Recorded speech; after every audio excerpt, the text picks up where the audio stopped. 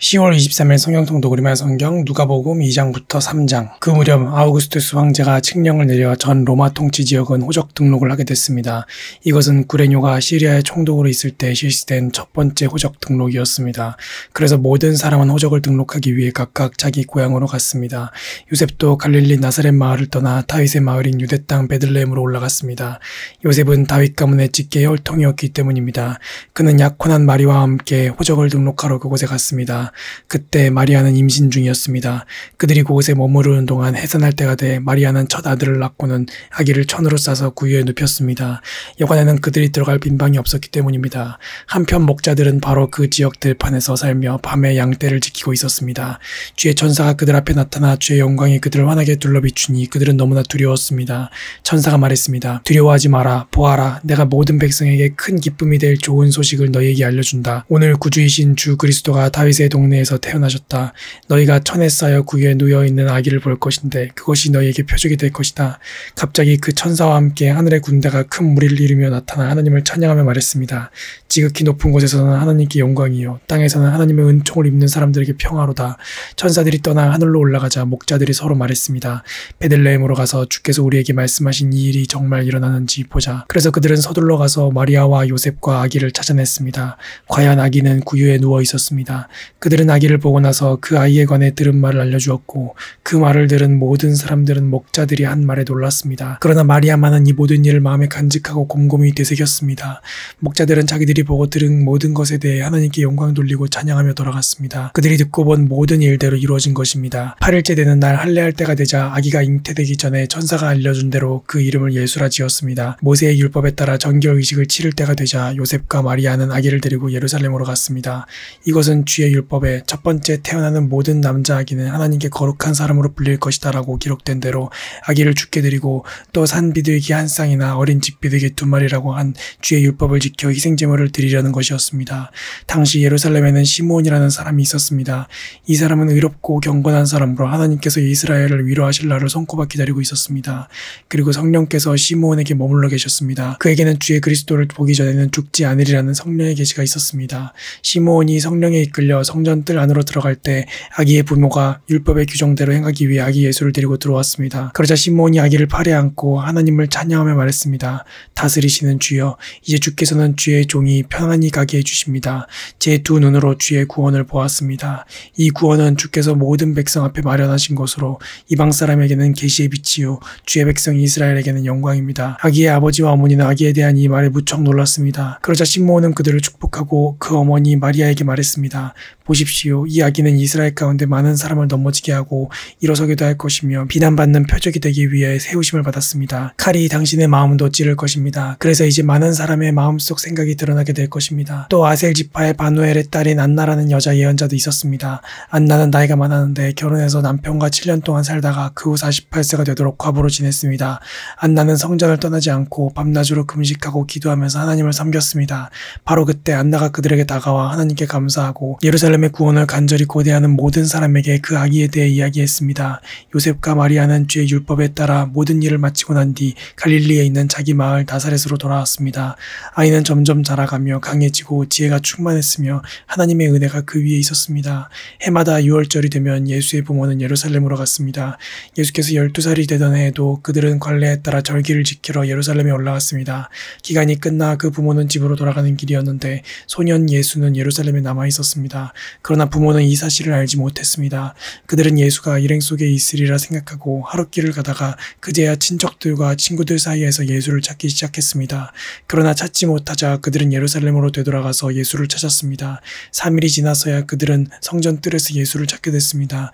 그는 선생들 가운데 앉아서 이야기를 듣기도 하고 묻기도 하고 있었습니다. 예수의 말을 들은 사람들마다 그가 깨닫고 대답하는 것에 몹시 감탄했습니다. 그 부모는 예수를 보고 놀랐습니다. 그래서 그의 어머니가 말했습니다. 얘야, 왜 우리에게 이렇게 했느냐? 내 아버지와 내가 얼마나 걱정하며 찾았는지 모른다. 그러자 예수가 말했습니다. 왜 나를 찾으셨습니까? 내가 마땅히 내 아버지의 집에 있어야 하는 줄 모르셨습니까? 그러나 그들은 예수가 하는 말을 깨닫지 못했습니다. 그러고 나서 예수는 부모와 함께 내려가 나사렛으로 돌아가서 부모님께 순종하며 지냈습니다. 예수의 어머니는 이 모든 일을 마음에 간직했습니다.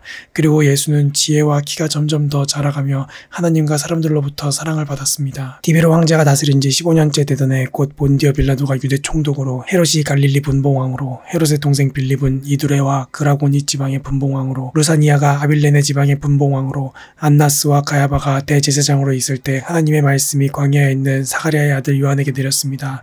그는 요단강 전역을 두루다니며 용서를 위한 회개의 세례를 전파했습니다. 이것은 예언자 이사야의 책에 기록된 것과 같습니다.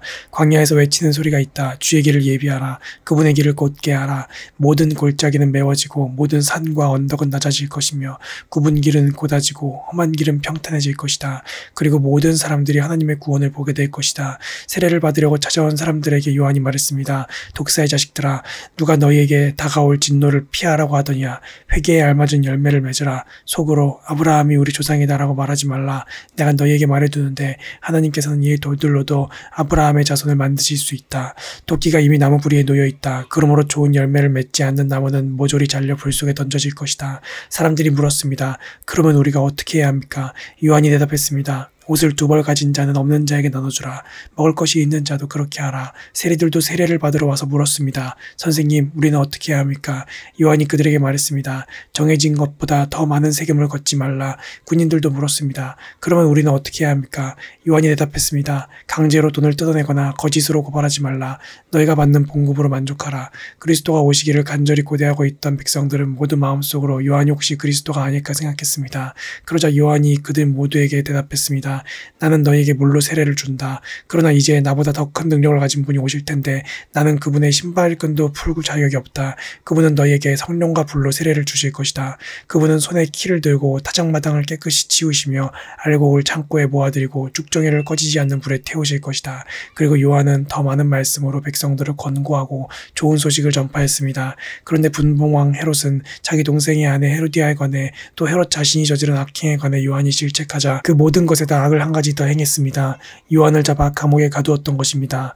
모든 백성이 세례받을 때 예수께서도 세례를 받으셨습니다. 예수께서 기도하시자 하늘이 열리고 성령께서 비둘기 같은 형상으로 그분 위에 내려오셨습니다. 그리고 하늘에서 한 소리가 났습니다. 너는 내 사랑하는 아들이다. 내가 너를 기뻐한다.